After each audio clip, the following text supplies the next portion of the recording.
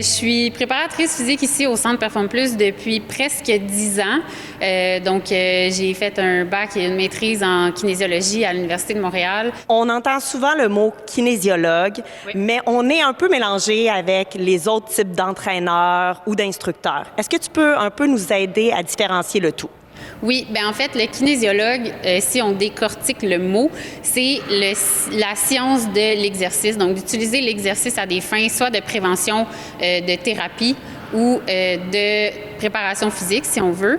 Donc, le kinésiologue a vraiment un bac dans le domaine de la science de l'exercice.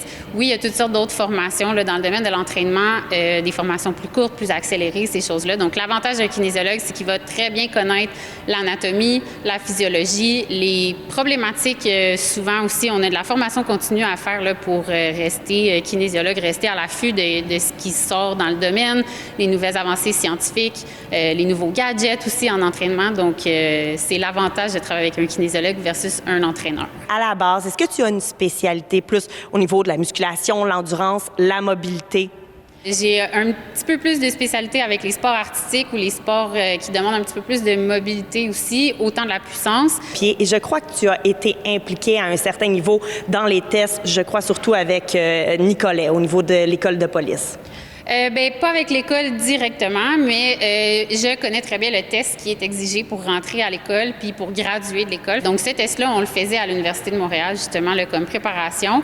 J'ai travaillé avec des jeunes qui venaient d'un autre milieu sportif, par exemple, qui voulaient travailler un petit peu plus leur endurance pour les tests ou, au contraire, des jeunes qui voulaient travailler leur force aussi avant de rentrer à l'école pour les exigences des tests et d'entrer à la technique et la fin, là, donc la finalité qui est l'école de police. Le test reste le même, peu importe l'âge, le niveau que tu as. Donc, c'est toujours d'essayer d'aller chercher le meilleur niveau dans le test pour avoir la meilleure note puis la meilleure note d'entrée. Des fois, on a des composantes différentes à travailler. Fait qu'avec une clientèle un petit peu plus âgée, des fois, on a des petits bobos avec lesquels on doit composer ou on doit pallier à ça avant de rentrer dans le vif de l'entraînement pour la préparation physique.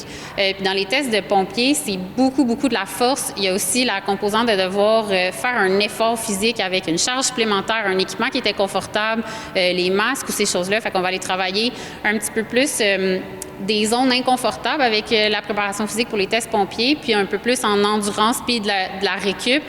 Surtout aussi si on pense aux tests pour les groupes d'intervention dans la police, bien là, on veut vraiment être capable de faire une tâche cognitive en étant sous état de fatigue physique. L'avantage d'avoir un plan personnalisé, de faire avec un spécialiste comme ça, bien, c'est d'aller chercher le côté beaucoup plus personnel, beaucoup plus précis de ta préparation physique. On pourrait y aller peut-être plus par profil. Je dirais que les filles ou les femmes qui veulent se préparer aux tests physiques, souvent vont avoir à travailler la force au niveau du haut du corps. Il y a des charges à tirer, à pousser, des machines à déplacer aussi dans les circuits de test. Pour les gars, ça dépend un peu de leur background sportif ou leur historique d'entraînement. Ça va peut-être plus d'apprendre aussi à gérer l'intensité dans le test. Fait que c'est pas nécessairement de le compléter super rapidement, mais avec peut-être un petit peu plus de précision. Combien de temps à l'avance on doit se préparer ou faire appel à soit l'équipe du Centre Perform Plus ou à une kinésiologue, un kinésiologue? Je dirais qu'un minimum de 4 à 6 semaines là, pour une bonne phase préparatoire avant le test pour aller chercher justement, comme on dirait, du fine-tuning là, avant l'événement, avant la date du test. Ça serait probablement le minimum, mais plus on a de temps, plus on a de choses, de composantes à aller améliorer. Donc, on a un avantage de se préparer beaucoup d'avance. Ici, au Centre Perform Plus, on travaille en équipe. On est une équipe de 6. On a des structures de sport-études sur lesquelles les 6, on est impliqués.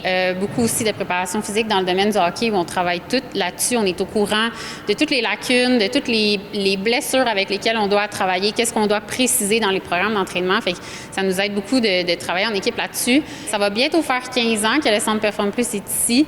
Tu rentres ici au Centre Perform Plus pour ton entraînement puis tu as l'impression de rentrer dans ta deuxième maison, là. On t'accueille avec le sourire, on connaît pas mal les noms de tout le monde, on connaît les visages. On veut que les gens aient du plaisir à s'entraîner, pas que ce soit juste une tâche comme pour se préparer à un test ou se préparer à un sport. On veut que ça reste le fun. Ça fonctionne, on le voit quand on rentre dans le gym, on le voit aussi sur les réseaux sociaux. Un énorme merci, Valérie. Tu connais vraiment ton métier. Alors, je te souhaite beaucoup de succès dans l'avenir, puis aussi beaucoup de succès pour le centre. Merci beaucoup. Merci à toi. Une chose qu'il faut se rappeler, c'est qu'il faut être bien préparé si on veut être sérieux dans la réussite de notre futur métier. Vous pouvez faire appel au Centre Perform Plus et à Valérie pour être bien préparé.